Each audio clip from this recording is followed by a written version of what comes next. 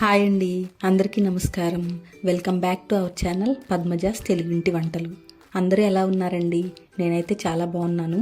మీరందరూ కూడా ఆరోగ్యంగా ఆనందంగా ఉండాలని మనస్ఫూర్తిగా కోరుకుంటున్నాను. ఈరోజు ఆంధ్ర స్టైల్లో చేపల పులుసు ఎలా చేయాలో చేసి చూపిస్తానండి. క్లీన్ చేసి పెట్టుకున్న చేప ముక్కలకి 1 టీ స్పూన్ పసుపు, 2 టేబుల్ స్పూన్లు కారం, 1 టేబుల్ స్పూన్ ఉప్పు, కొంచెం ఆయిల్ వేసి చేప ముక్కలకన్నిటికీ బాగా పట్టించి పక్కన పెట్టుకోవాలి.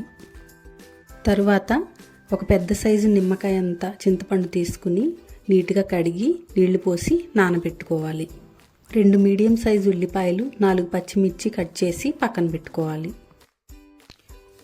1/2 టీ స్పూన్ మెంతులు, 1 టీ స్పూన్ ఆవాలు, 1/2 టీ స్పూన్ జీలకర్ర, 1 టీ స్పూన్ ధనియాలు లైట్గా వేయించి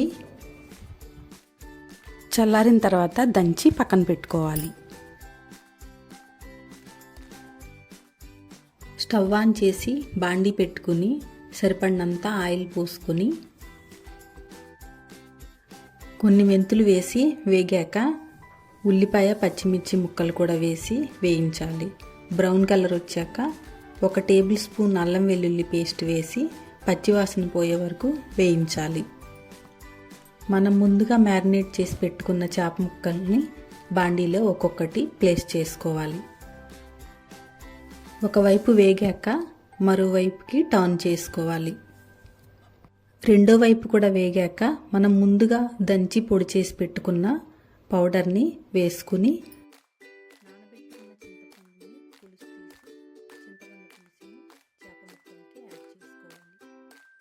కావలసిన కన్సిస్టెన్సీలో పులుసుని అడ్జస్ట్ చేసుకుని సాల్ట్ చెక్ చేసుకోవాలి. మరీ ఎక్కువ పులుసు పోసుకోకూడదండి, జస్ట్ ముక్కలకి ఈక్వల్గా ఉంటే సరిపోతుంది. తర్వాత మూత పెట్టి ఒక 15 నిమిషాలు ఉడకనివ్వాలి. 1/2 స్పూన్ గరం మసాలా యాడ్ చేసి 5 మినిట్స్ బాయిల్ అయిన తర్వాత కొత్తిమీర యాడ్ చేసుకుని ఇంకా స్టవ్ ఆఫ్ చేసుకోవటమే.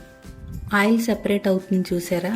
ఇప్పుడు పర్ఫెక్ట్గా చేపల పులుసు రెడీ అయిపోయినట్లేనండి. మనం యాడ్ చేసిన ధనియాలు, మెంతులు, జీలకర్ర, ఆవాలు పౌడర్ వల్ల మంచి ఫ్లేవర్ అండ్ కన్సిస్టెన్సీ వస్తాయండి.